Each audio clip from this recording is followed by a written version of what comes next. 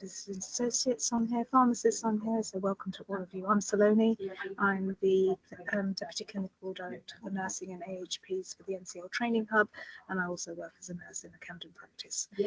We've got a jam-packed agenda today, so I'm going to start. I'm going to firstly hand over to Alyssa to speak to us about the learning needs analysis that's been rolled out. Can I encourage all of you to put your cameras on? It'd be lovely to see more of you. And we'll keep an eye on the chat, so if there's anything going on between myself and Bob's, keep an eye on it.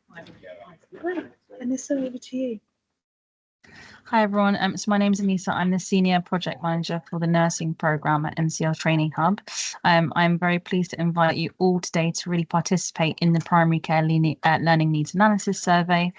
So this is a survey that's been developed for all clinical and non-clinical staff, with the results of the survey really enabling us to understand the education and training needs of you all across the primary care workforce in NCL.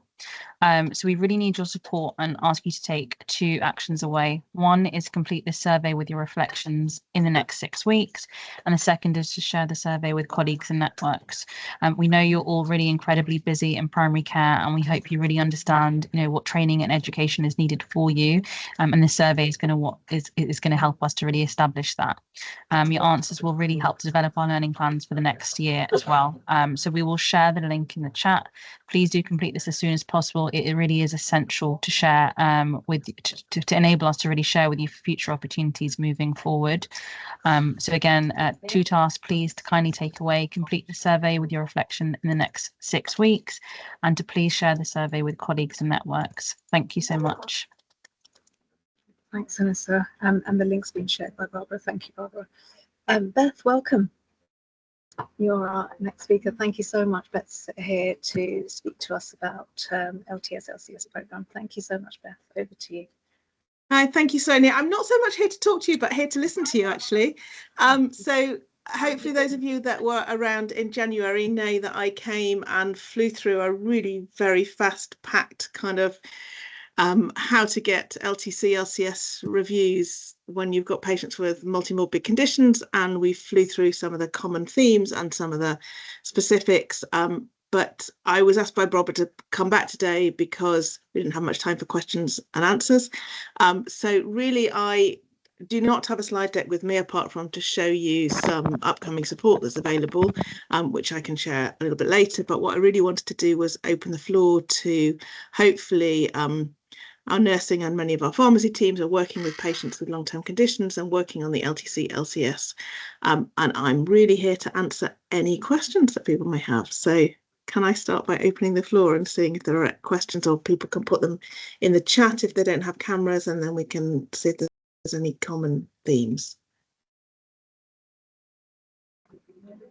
Thank you, Beth.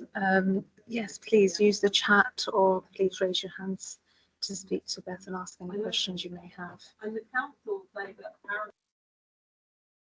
Perhaps while we're waiting for people to put things in the chat, I will share a couple of slides about what's coming up that can support people to do this work.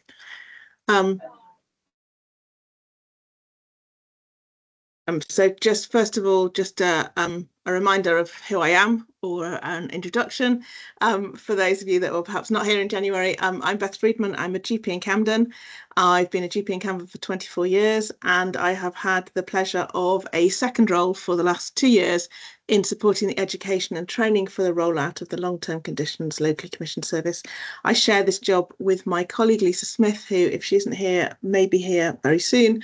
And we are both available to you to support you if you have questions, or if you are identifying training needs related to delivering this programme. Please do put questions in the chat. But what I wanted to let you know is things that are coming up, so that, as you probably know, the long-term condition LCS is a programme to do 2 major things, I would say.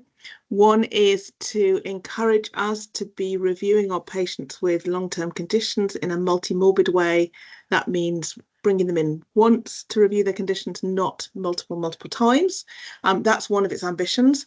I would say its greater ambition is in recognising that our patients have their own agendas, and if we don't address our patients' agendas, then we often don't get them to make any changes that help to improve their long-term conditions. So personalised care is a major feature. So I'm just raising the theme so that maybe people might think about questions that come out of it. And so some of the training that will support this work, that's upcoming, that I've just pulled off the NCL Training Hub website. So hopefully you're all familiar with the NCL Training Hub website, and you will find all of these events on the NCL Training Hub page. So some of them are about specific conditions. We've got a couple of face-to-face days coming up at the end of April and at the beginning of June. That should say the 11th of June, not the 111th of June. That's me working too fast. So encourage people to have a look for those and to join us if these are interesting to you. And also to remind you that there are resources pages and there are general resources pages for the NCL Training Hub, and there's lots of diabetes recorded webinars there. And there are lots of individual conditions that are involved in the LTC LCS recorded on the LTC LCS pages. So I can share these with Barbara because the links will take you straight there. I'm hoping that we might have some questions. Thank you, Beth. Catherine. Hi, everybody. So I'm really keen to understand how the personalised care training is going at the moment, because I know that we've switched over the last year back to using Oscar, who is a very familiar training provider in our patch, but we have had this amazing program whereby they have trained us to deliver their training. So we now have Oscar train the trainers in a group in the training hub who are able to deliver Oscar training to North Central London. So I hope that that's a real positive, because it's training that a lot of practices are already familiar with, and it supports a lot of the work around personalised care and support planning in the long-term conditions LCS. But of course, there's all sorts of aspects to personalised care, and I just wondered if anybody had any feedback upon that particular aspect and how it helps to support the ongoing delivery of the long-term condition LCS.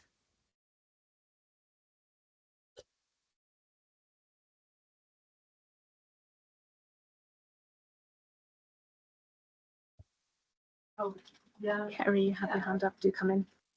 I was just going to say, I was going to dob Beth and Lisa into this because they just gave the most extraordinary explanation last week at the long-term conditions meeting about how it supports what they do in practice, and how Beth was, I won't necessarily paraphrase her words, but it was, I wanted to capture it to sort of, you know, send out flyers to everybody in NCL because it was articulated so beautifully. So I don't know, Beth, I'm sorry for dobbing you in. That's all right. By the way, for those of you that don't know me, I'm Kerry Ahern. I'm from the Training Hub, but I lead on the managerial lead for personalisation across NCL. So yeah, do you just want to sort of speak about your experiences of the training and the course and how you find that helps within your practice? Absolutely, happy to do that. I think it's quite hard to understand what this is in a very abstract way. So I think maybe to put an example on it, personalised care planning is about starting our consultations with patients with what matters to them. And it's being introduced at North Central London level because there is a real recognition that we've all been working really hard to tick our QOF boxes for many years. And we know that ticking our QOF boxes brings money into our practices, which helps us to deliver care. But there's also quite a lot of evidence that it's not doing very much for changing outcomes for patients. So they may have had their blood pressures checked, but we're not actually reducing the incidence, for example, of cardiovascular disease. There's also a huge amount of evidence that health generally is dependent less upon healthcare than it is on all sorts of other factors I'm that are going on the for Physician patients. Associate here at Archery Medical Centre. Thank you. Yeah, I'm very well, thank you. Is it Nazrin? Somebody's got a microphone on. Thank you, Michael. Fantastic. Sorry, I've lost my train of thought slightly. So we know that we're not really making huge differences. We know that all sorts of other things are impacting on patients' health, be it their lifestyles, be it their housing conditions, be it their access to work, be it their access to support for social prescribing and the like. And so the idea of bringing personalised care planning into long-term conditions care is that we start to think about and do what we can, and we know that what we can do is limited, but what we can to support patients with what matters to them. And so healthcare coaching is teaching us to ask questions about what matters to our patients, but also to work with our patients towards them doing things that improve their health. So I wanted to give you a really small example of a situation where I did this in the last 2 weeks, and I think it was the most useful thing that I've done in healthcare in probably the last month. So in my practice, it is something we do once a year, is that we go and visit all our housebound patients. So we know that our housebound patients often get kind of very rushed visits when they're, in crisis, but we try and visit them once every 12 months to do a kind of full review, I guess a bit like this process that we're bringing in for all patients in the practice. So I go out to see a 92-year-old gentleman who I've known for many, many years. And I've known this gentleman, he lives with his partner in his home. I've known this gentleman to have real problems with his mobility. He's got very, very inturned feet. He walks on the inside of his feet. He's had a few falls. He's had a fracture recently. I expected to find him very frail, but actually found that he'd bounced back from his hospital admission 6 months ago. And and he has a number of long-term conditions. So he has heart failure, he has atrial fibrillation, he has hypertension, he's got prostate problems. But rather than launching into my review of those, I sat down opposite him and I said, I'm here to do, a visit for you. Tell me, is there anything that really matters to you today? And he said to me, I'm really bothered by walking on the insides of my feet. And I thought, that's strange because I've seen you do that for 10 years. But I'm really struggling with it. And he's quite relatively well-to-do. And I was interested. I thought maybe he's already seen a podiatrist. So I asked him, have you ever seen a podiatrist or been given any insoles? And he said to me, I have got some insoles. They're in my old shoes, but my old shoes have become really uncomfortable. And I thought, before I make work myself referring him to a podiatrist, it'd be quite interesting to see what the state of his insoles are and whether he needs new ones. So I asked his partner if he could bring his insoles down. Fortunately for me, his partner didn't bring his insoles down. He brought his old shoes with his insoles in them. And his insoles, it turns out, were in the wrong shoes. So instead of his insoles supporting his arches, they were the opposite way round, and they were making him walk on the insides of his feet much worse. And I took his insoles out of his old shoes and I switched them around and he put them back on again. And he was the happiest man that I've seen for a long time. His mobility has improved. And if I hadn't asked the question, he would have just gone along, because he's very compliant. He would have gone along with whatever I asked him. How's your breathing? How's your ankles? How's your this? How's your that? Let me check your blood pressure. Oh, everything's okay. Yeah, you probably should be in the heart failure clinic, but you're not interested in going. That's all we would have achieved. So I wanted to share that story, and there are lots of more stories. And if any of you have stories about these things, we'd really like to hear them. I still don't see any questions in the chat about how we're getting on. I'm going to ask a question to which I'm going to ask everybody to answer. Are you involved in delivering LTC LCS care? So just stick in the chat a yes or a no.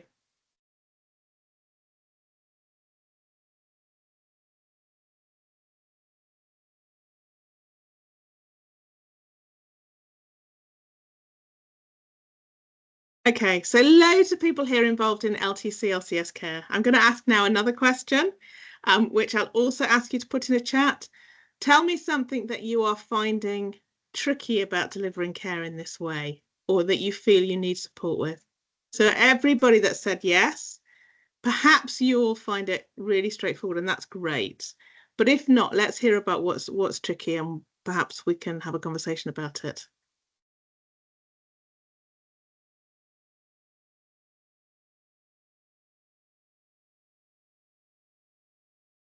So am I to take it away that Catherine should go away and tell Michael Fox that Lisa and I no longer need to have our jobs? Saloni.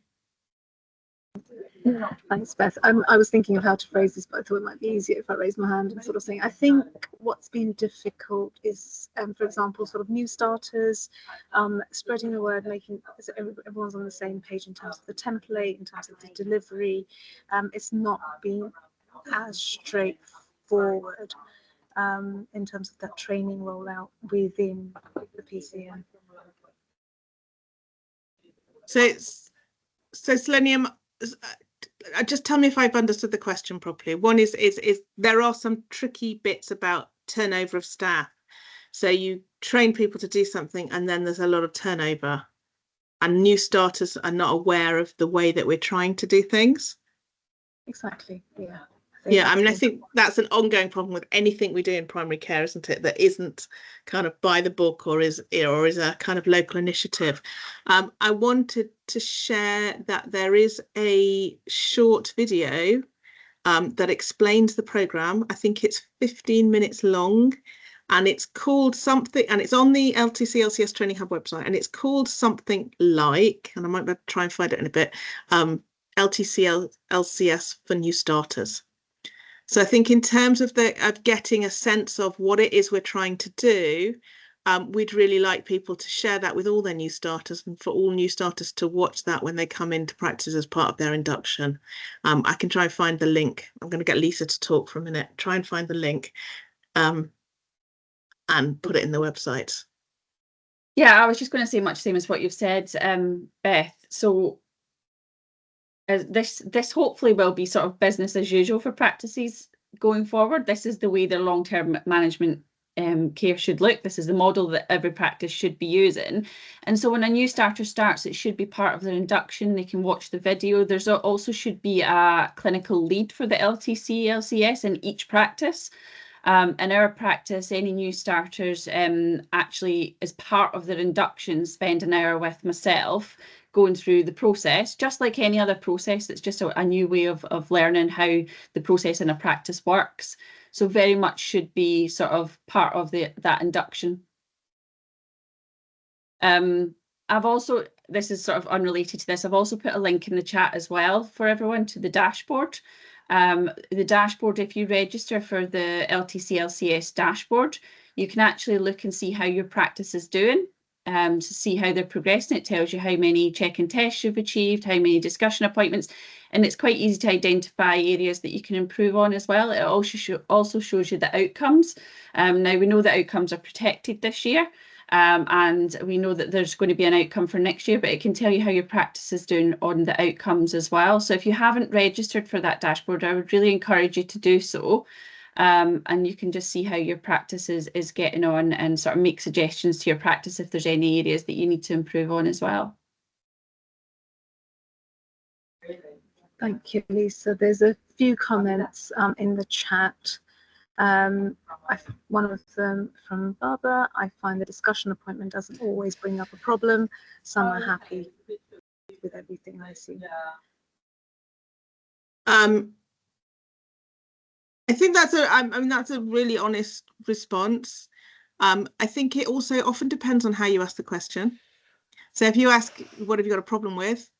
Then you might not get a problem. If you ask what really matters to you. So I think what we're trying to encourage is the sharing of results with patients before the discussion appointment. So the patient might have had a chance to look at the results. Now, sometimes their health is really well controlled and they're doing everything. And they might really, they were a low risk patient, they've got hypertension, but they've done everything to sort stuff out. And those patients may not identify a problem, but I think if you ask the question in a slightly different way, what matters to you, let's think you come here because you have a long-term health condition, what matters to you, or how can we support you to be more healthy, or alternatively asking the question, what do you think you might do to improve your health? Which things do you think you might work on? So, for example, when I talk to my hypertensive patients, I'll say to them, look, these are the things that tend to raise your blood pressure, and these are the things that tend to make it better. Is there anything in there that you think you would like to work on? And I think that, for somebody that's not clearly identifying any problems, we can start to look more towards the health coaching approach, which is, you know, we know some things that might help your health, but we're not going to tell you which one you're going to work on, because that doesn't work. No one likes to be told what to do. But asking people what they think they might work on, I think, can often identify some goals. I hope that helps. I put in the link to the new starters video. I don't know if hopefully people can see it. There's a point here from Asha, which is difficulty in other people who complete a review but don't do it as long-term conditions LCS.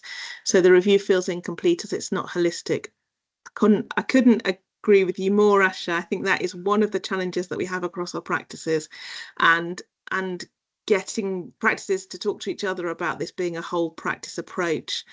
You know, and I think one of the other comments is the sheer volume of patients is difficult. So I think, you know, what we want to be doing is focus on those patients who don't seem to have had any review. Let's try and get everybody through this process as we get better at it, get everybody to have an opportunity to have these conversations, but perhaps not focus on somebody that came in yesterday, had their hypertension checked and doesn't have anything particular going on. So we need to be pragmatic about our approach. Thank you. There's another point here from Samantha in terms of capacity, difficulties, capacity, more than anything, having enough appointments for check and test and discussions to get majority of the patients seen. I think that's real. I think it's real for everybody. It's always been real for everybody. One of the things that we would say in defence of the programme, if you like, is that a lot of these patients were previously having 4 or 5 different appointments because they were brought in for the hypertension review and for the asthma review and for their CHD review. And in this process, they're going to be brought in. Yes, there's a request for at least 3 appointments. So their appointments would be a check and test appointment, a discussion appointment, and a review of their goals.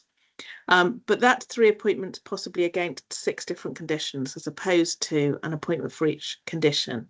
And hopefully what we're achieving here is better health literacy, so that patients really understand that we should be using these appointments to really make sure our patients understand what they can do for themselves to improve their health, hopefully with better outcomes in the long run. So fewer patients being complicated. Thank you, Beth. Lisa? Yeah, I just want to say we've also seen some really good examples of sort of cross PCN working as well.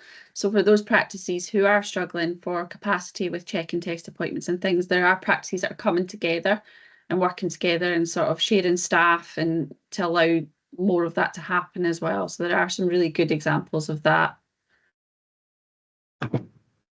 Thank you, Lisa. I also wanted to share my experience in terms of templates, and you know, they seem quite daunting, but honestly they're really helpful in those discussions, and it's just guiding your conversations, and you're not you can actually talk to the patients rather than looking at the screen completing the templates, but having the templates open really do guide a useful discussion.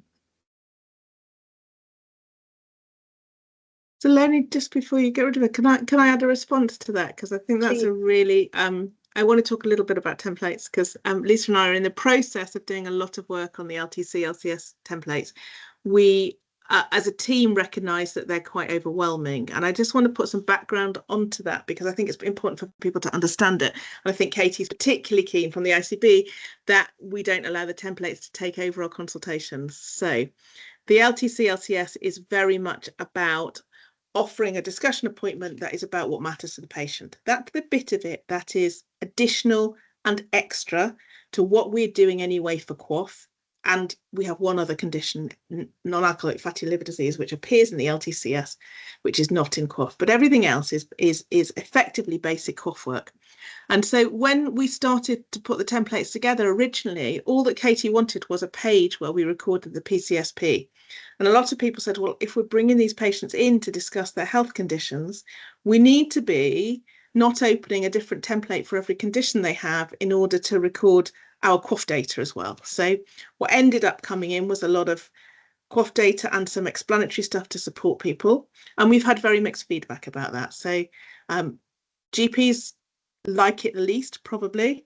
A lot of the pharmacists have told us they absolutely love it. So we are trying to get some sort of middle ground where we take away some of the extraneous stuff. We leave in the opportunity for recording QOF exclusions where they exist so that people don't have to come back and do it again. But we'd really like to encourage people to focus on their patients in their discussion about what matters to the patients. Get used to and familiarise yourself with everything you want to be doing for patients with these conditions. And so we have the education in there to try and support people to provide good clinical evidence-based care, but we're not expecting people to sit in their consultations scrolling through these templates. So please use the templates as a way of supporting your care, supporting your evidence-based care. You can use the discussion appointment templates at any point during the year, even when you're not doing a discussion appointment, not to record yet another personalised care plan, but to find a useful guide to managing that condition. And so I quite often will open the CHD template or the blood pressure bit of the template or some other bit of the template because I'm doing a bit of work elsewhere. And so we'd like people to see it as a useful resource, but not as a kind of the centre of their discussion appointments, if that helps.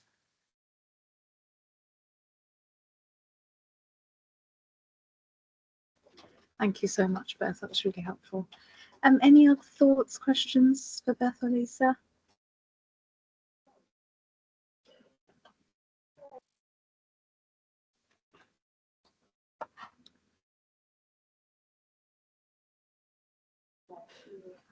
Just another mention from Barbara about templates. I think once you've used the templates, you can see how good they are. However, they do not offer a place to have the dates for the next review.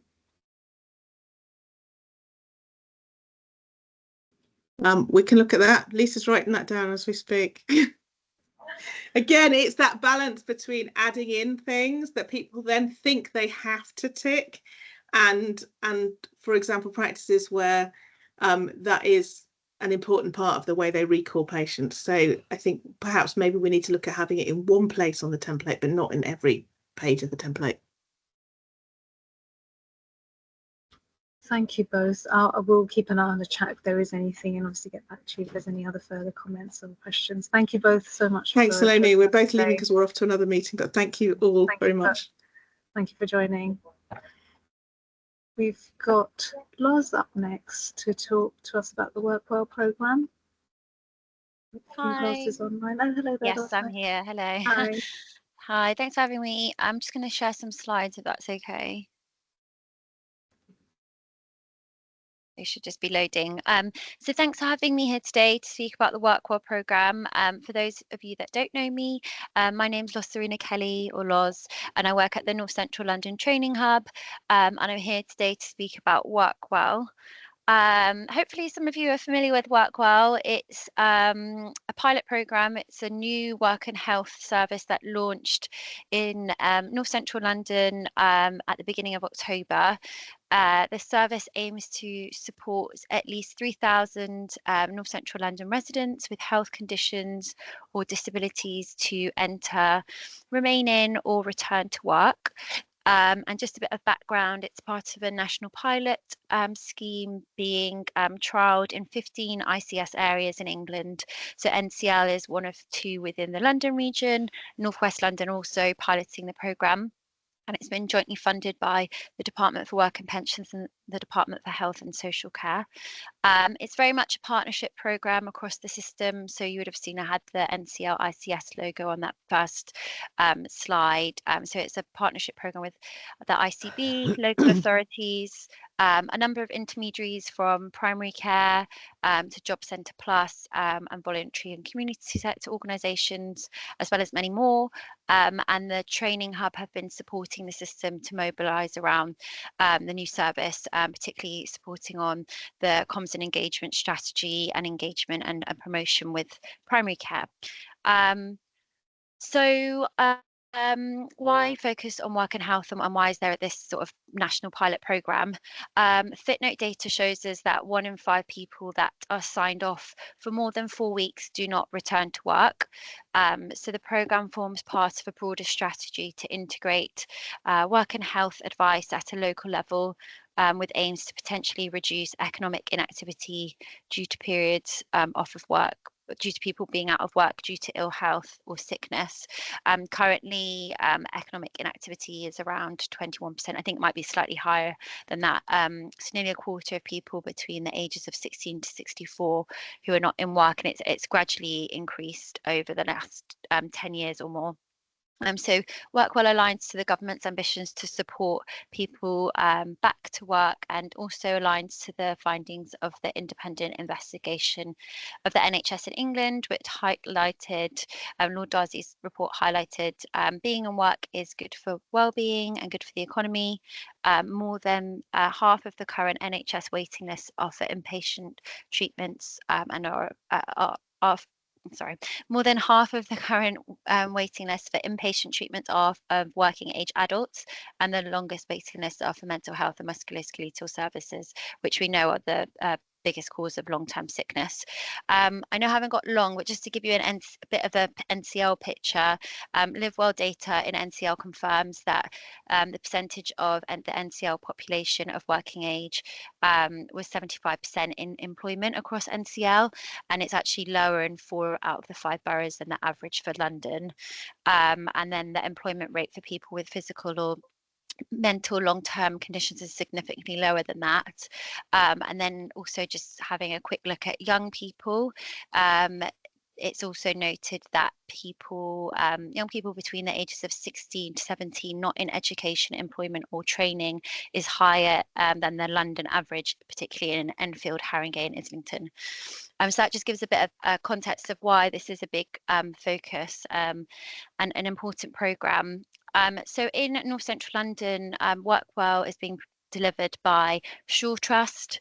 It is, I guess, a bit of an innovative programme in the way that it uses an asset-based approach to address the health barriers. So it's really focused on addressing those health barriers to prepare the individuals to return to or sustain employment.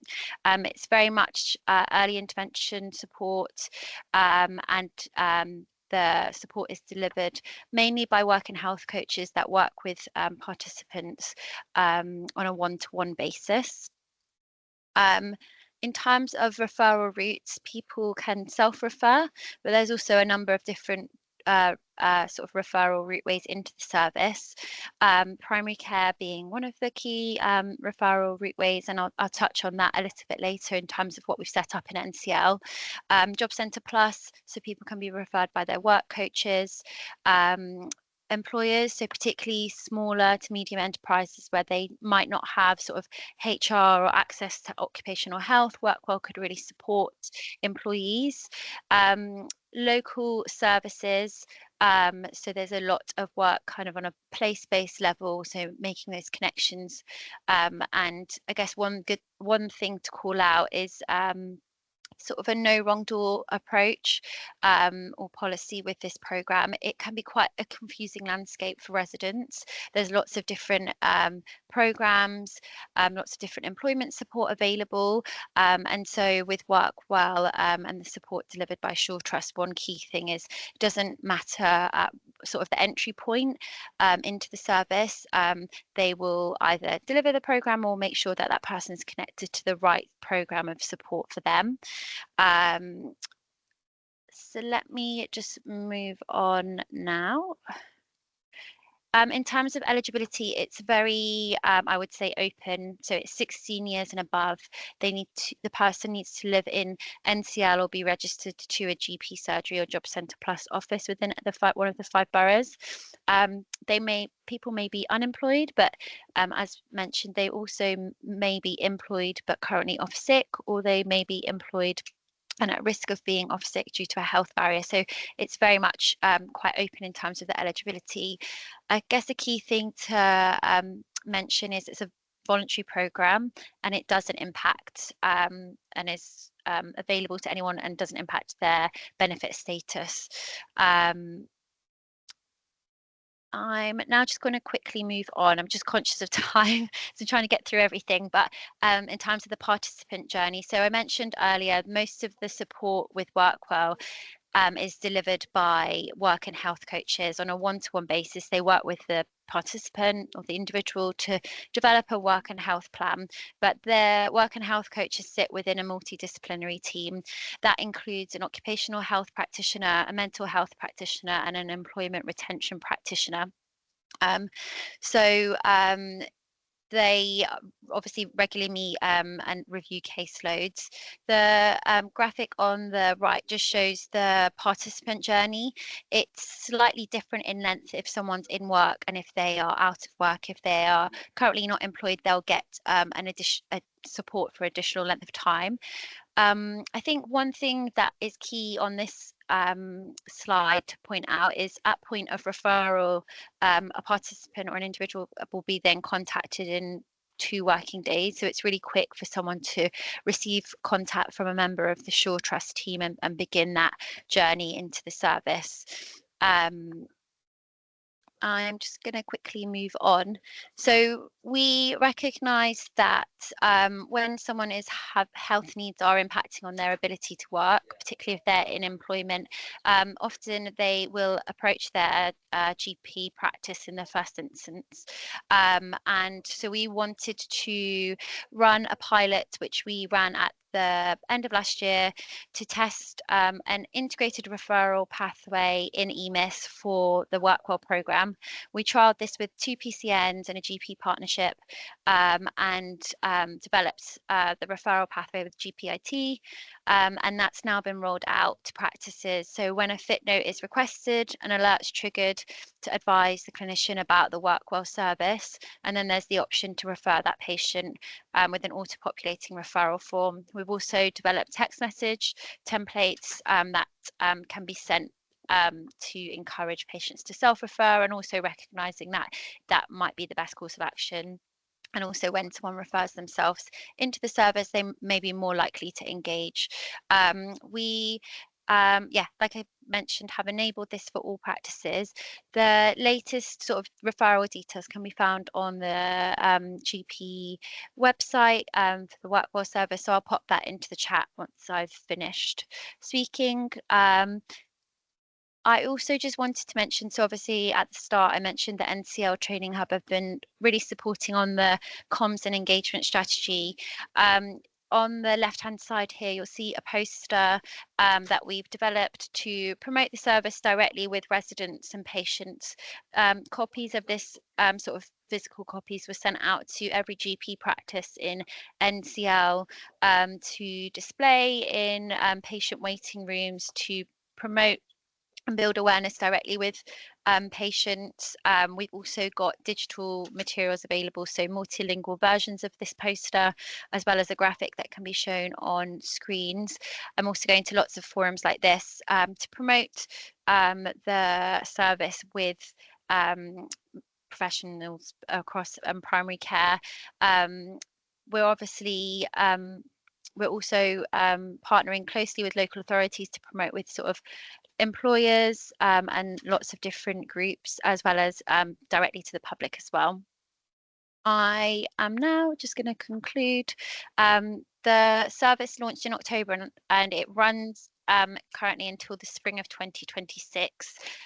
It's very much around providing support to prevent or reduce unemployment. It is a pilot program, so new sort of referral routes and new things are being trialled continually. And I guess one thing I would stress is that it's really around connecting people into local resources and support services. The Sure Trust, so the service provider, are sort of creating place-based teams in each of the boroughs, and also very conscious that it can be a very confusing landscape for people to navigate, and there sort of that no wrong door policy comes in. I will stop sharing and just see if there are any questions.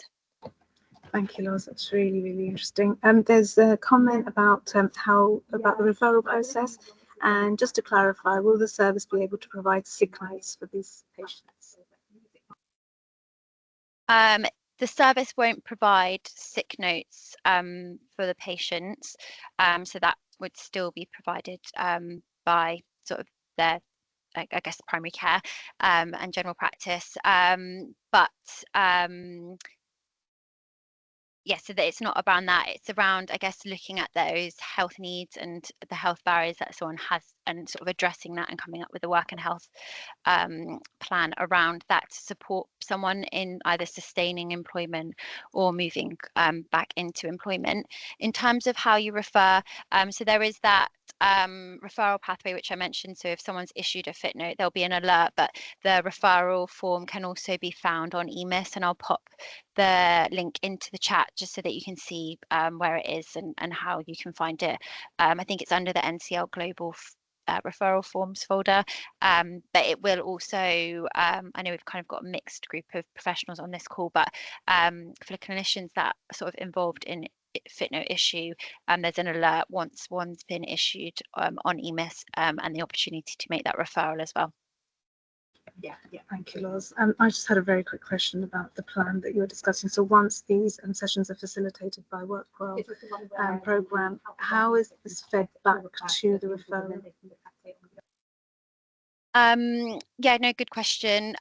So the Shaw Trust, I think, are keen to work particularly with primary care and practices. They're looking at co-location in some practices, and kind of, I guess, for that two-way dialogue to make sure that patients are supported.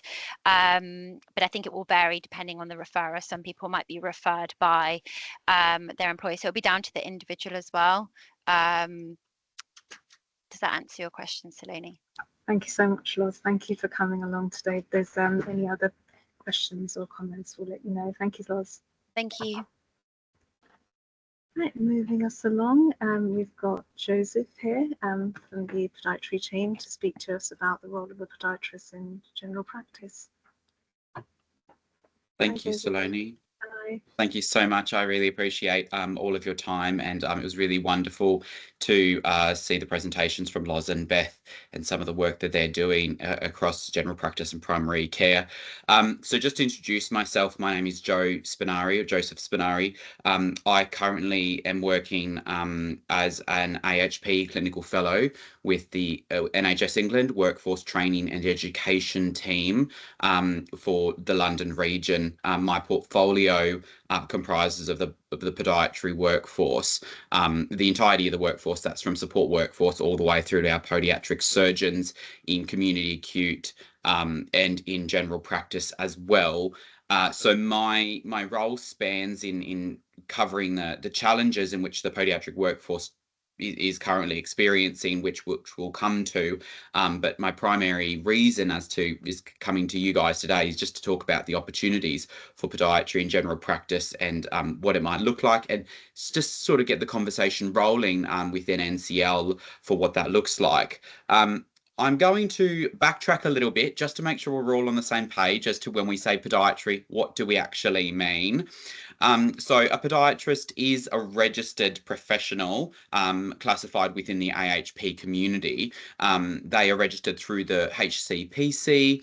And what's really interesting is that we actually have two professional bodies. One is more widely recognised than the other, but that's the Royal College of Podiatry and the Institute of Podiatrists. So a podiatrist specialises in the assessment, diagnosis and treatment of abnormalities and diseases of the feet, ankles, and wait for it, the entire lower limb. And this is something that most people don't appreciate and or understand, and lots of various reasons as to why that is, but that's really important for you to appreciate in primary care in whatever sort of area you sit in that they are there to improve that mobility. They're looking at the pain, they're looking at treating the infections and really enhancing the patient's overall quality of life when it comes to lower limb care. So this could look like diabetes, this could look like MSK. We're looking at all sorts of areas here. What most people know podiatrists as is in that sort of biomechanics, diabetes, vascular side. We have the dermatology piece there, and that the skill and scope of the general routine care podiatrist is there as well. But we also branch into that pediatric world, rheumatology, and also surgery, and that's not considering the actual advanced clinical practitioner that moves into an actual joint and bone surgery as a surgeon. just to really cover again the scope and skill set of a podiatrist. So I've covered a couple of different areas here. So if we're thinking about a podiatrist, most people think about this routine podiatrist. So that integumentary, cutting nails, removing callus, managing pressure areas, things like that. They might think about the falls prevention. They might think about the footwear, which Beth really lovely covered at the start of the session today. I'm not sure if that was planned or not, but a really great segue here. They're doing neurovascular assessments and really looking at the preventative side.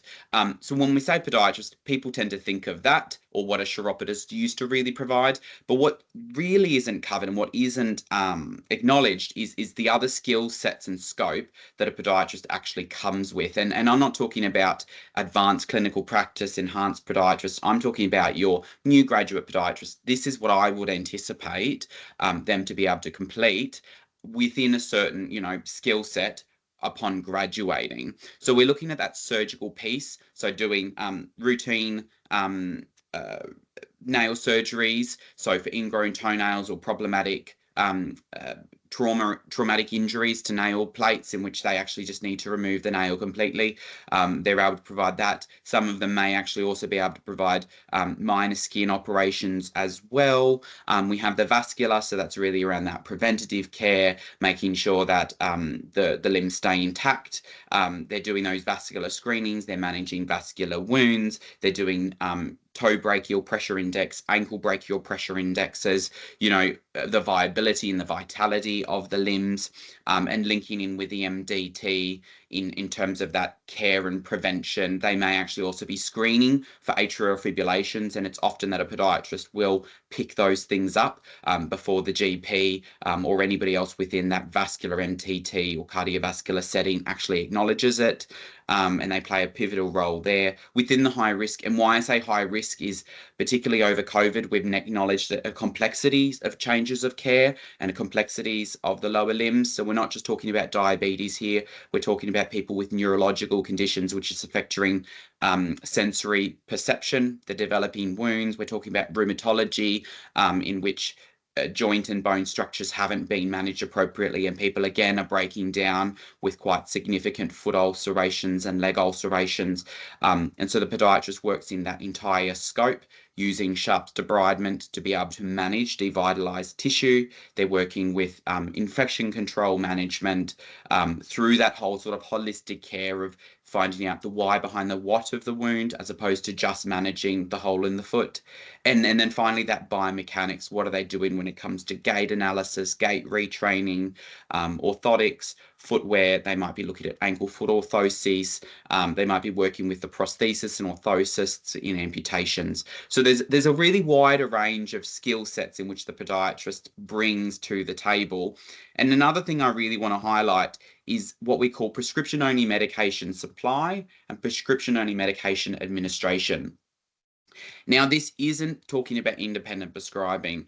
This is an annotation on top of their registration in which all podiatrists since 2008, I believe, now receive. And this means that they're able to administer local anesthetics, they're able to administer other types of drugs, but they're also able to prescribe certain classifications of antibiotics and pain medication without the need of PG, any other sort of governing policies or procedures, which might be by the organisation or by a trust or by another medical professional, but they're actually able to provide that. And that's widely unknown, even in the AHP community and even for some of the podiatrists themselves, because they simply don't lean on this annotation in which they've been provided. This is an enhanced practice. This is just the basic skill set of what I would anticipate a Band 5 podiatrist should be able to do. So why am I here in post? What's the concern? So at the moment, in terms of the podiatric workforce, we've got on the left-hand side of the page, this is what HCPC registrations look like compared to this little gap of what is podiatry. And we're seeing we're actually looking at an aging workforce. Unfortunately, we're anticipating the next 5 to 7 years, we're going to lose a third of our workforce due to retirement, burnout, or people just not generally leaving the profession, which is really going to place a high pressure on primary care to be able to provide care for where it's not going to be provided in the other sectors. Now, remembering that podiatry comprises of community, our acute sector, but a very heavy private practice sector as well. But again, you know, a lot of these high-risk patients won't be seen in private. They are just seen within our primary care and public health settings. Within London itself, we have fluctuating between 400 and 450 podiatrists. And considering what group of population per podiatrist, we're looking at around 20,000 people per podiatrist within London, which is quite a large amount of care required. When we're thinking about podiatrists coming through, you can't see the line that is podiatry here, because within London we only have one podiatry higher educated institute, and out of that we're getting less than 17 podiatrists per year coming out, and remembering they're divvying up between the NHS, also private practice, and many of them simply not even coming into the profession. Across podiatry within the NHS in London, we have a 19% vacancy rate, and we have a 57.3% attrition out of the NHS year on year. So this brings me to a catastrophe. Ultimately, we're really at the brink of no return when we're thinking about podiatry. So let's say I can't do my job to get, you know, 80% of podiatrists into apprenticeships and boost all of these numbers.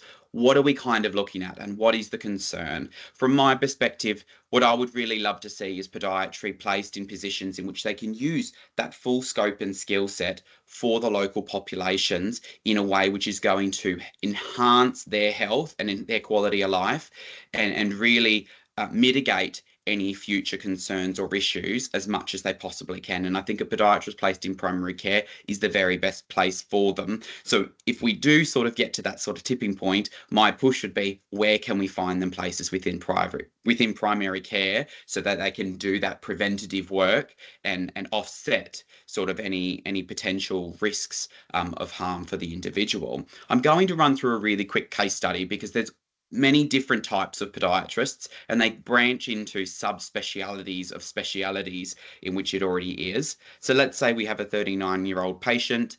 Medical history is really not too much going on there. They've got hypertension and a history of alcoholism. They visit the GP with an enlarged callus lesion on the apex of the third digit. The GP sends them through to the community clinic for screening by a podiatry assistant. They notice there's some discharge. They refer them through to the general podiatrist, who identifies they have neuropathy. They debride the wound. They find that there's a mild infection. So that's the wound there. We'll move on quickly, not disrupt your lunch. So then they realise the wound is slow to heal and the pulses are really faint. They send them through to a vascular specialist podiatrist. Unfortunately, it continues to deteriorate while they're waiting for vascular assessments. Bone becomes visible, so they send them to the acute setting for a high-risk podiatrist and an MDT. The wound heals, but the pressure continually on that area poses a risk. So they send them to a biomechanics specialist podiatrist, who's going to assess their gait pattern, their footwear and orthotics. Ultimately, they realise that there's a contracture of the lesser toe and the wound continues to occur. So they send them, you know, you can see that sort of indenting of the skin there. They send them to a podiatric surgeon, who ultimately changes the contracture and adjusts the foot function, and so that it's not such a high risk area anymore. This process can take 12 to 18 months, in which at any one point they may get stuck along that process, depending on any other comorbidity, like we were talking that the work well that Loz was presenting. And often these patients have multiple comorbidities and have multiple complexities in their life, in which, you know, they may end up with an amputation, they may end up with sort of other significant illnesses. There might be other, you know, other concerns going on within their health, which actually might make this process longer. So what I'm proposing would be a much better pathway for these patients is a first contact podiatrist, where at that point of care, they've seen the GP, or they even before they see the GP, they call up, the receptionist says, oh, you've got a problem with your foot. Well, we're going to book you in with our podiatrist. At that appointment, they're going to do a neurological vascular assessment, including negating that TBPI, ABPI for a complete vascular assessment. They're going to do a biomechanical assessment. They're going to look at that dermatological change and realise that there's something else going on, and put up a management plan that includes referrals to the necessary people. So within a week, they're going to be able to send them straight through to the high-risk podiatrist because they've identified that there's a wound there. They're going to send them straight through the biomechanics podiatrist with an initial triage and an assessment that's going to get them in the door ASAP. And they're going to send them straight through to the vascular service for a Doppler duplex scan, possibly an ECG if they're detecting any changes with atrial fibrillation, and then they'll get that medical management there. And identifying a contracture, they'll think ahead and say, hey, let's get them straight into a podiatric surgeon. That may take 3 months, but hopefully by the time they get to the podiatric surgeon, all of these other people have done their job. They're optimized, in which then the podiatric surgeon can consider, does this preventative treatment, surgical care is required? Yes, no. And we've got a very different picture when it comes to this patient. So this is my request to the NCL primary care networks. What are your consideration with challenges for your local population health in accessing care? I know there's lots of issues I've seen in the chat there about declining referrals, and I think that's a really important one. It depends what you put on that referral, depends on when that person gets triaged and how they are seen, depending on the demand that's already within their system in community or acute. We need to sort of contemplate, is there a need for a podiatrist within your PCN? And how can we work together to sort of make that happen? What sort of models and cares and approaches can we take to convince the system that this is actually a need? It's not just a nice to have.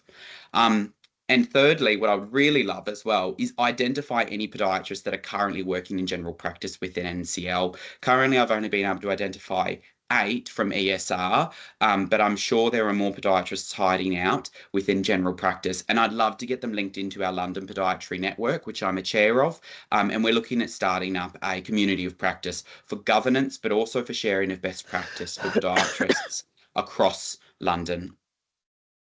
So that's a whistle-stop tour into the challenges and the concerns which are facing the podiatric workforce. So I know I've pretty much run out of time, but if you would like to link in with me or sort of continue this conversation further, I'm really happy to do that with you. Here is my email in the chat. I am in post with NHS England until August, but hopefully we'll start getting the ball rolling, building these sorts of networks in which we'll continually be able to continue this conversation sustainably past my post.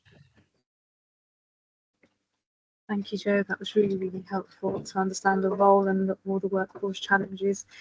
I'll certainly be in touch with you, Joe, if you don't mind hearing from me. But I have a few Absolutely. thoughts that I'd like to catch up with you on, so that'd be great. Any other questions or thoughts for Joe? Just a message, a little comment from Kat. I find our local podiatry team very unhelpful. Actually, Camden team, hopefully it will get better. I'd love to hear about that, Kat. Maybe you can link in with me and just let me know some of the challenges in which you're facing. That would be lovely to hear and see how maybe we can work to sort of showcase maybe where best practice isn't happening. Thank you, Joe, and thanks so much for joining us today and for all the information. Oh, got a question from Hamza. Adela. Hi, Joseph. It's just, yeah, I agree. We have the same problem because there are a lot of referrals get refused for us, you know, and there's a real issue. And Whittington provides a list of services where patients can have their nails cut, you know, but they need to pay for this. And the problem is sometimes we do this referral and we, you know, like, for example, our healthcare assistants or nurses as well, we do the referral and you say we don't put enough information into the referral. But the problem is because we have zero training in podiatry really, and we don't know what is important for you to know. So it would be good for us to have some training, how to make these referrals better and kind of, you know, like give you more information, what you need to know so we don't get refused. Absolutely, I hear you. I might just take Abby's question as well to see if there's any sort of similarities there in which I can answer both at once. Abby? Yes, I actually did write on the chat, but basically, similar obviously to what my colleague just mentioned, same issues. And also, is there any chance we could get a list of other podiatrists that can be contacted and they're reliable, that for those patients that we can't refer because of whatever reason, like last month I had a patient that he went privately to have a nails removed, and then he needed to follow up on a dressing, but then they wouldn't get infected and so on. So obviously, it was a patient that didn't meet the criteria. And then often these patients don't know where to go, how to find someone that's reliable. So it will be very useful. I mean, I managed to create a small list for myself based on people that I've encountered, based on people that I use for my own parents, and also based on Age UK. But obviously, it's something that I gather together. Is there any chance, with this community of podiatrists, whether we can get some contact so we can actually pass on the details to the patients, so those patients that we can't refer can go there? And then the second question is about these referrals. Similar to my colleagues, I think it says that we at times get it wrong ourselves, but that is also because when we look on the referral pathway bar globe, there's about 3-4 different types.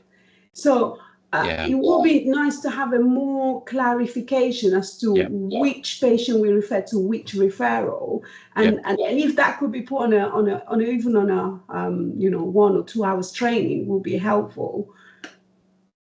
100%, and I hear both. I hear both of you, and I've written that down for our London Podiatry Network to consider, particularly for NCL. It sounds like there's a bit of confusion and maybe a lack of communication when it comes to what the services are commissioned for, and I think that's probably a thing there when we're considering public health need and the pressures on the service. A lot of the services no longer provide routine foot care unless they're at risk with neuropathy, vascular disease, or they have certain comorbidities in which it actually is a high risk for them.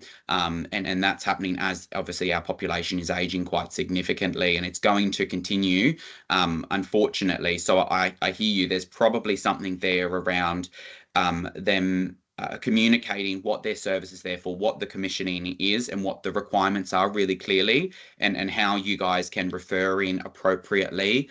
And then if they're not there to provide it, then who is the next point of call? Because there is that sort of sense of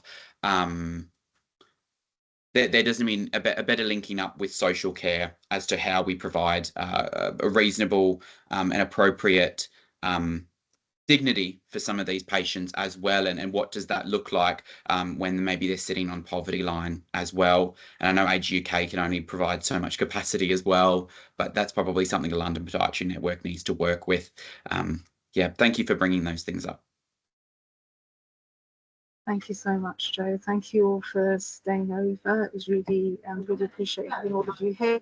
Just a final request. We've got a session evaluation form that will be shared by Barbara. I'd really appreciate all your feedback. Thank you so much, everyone.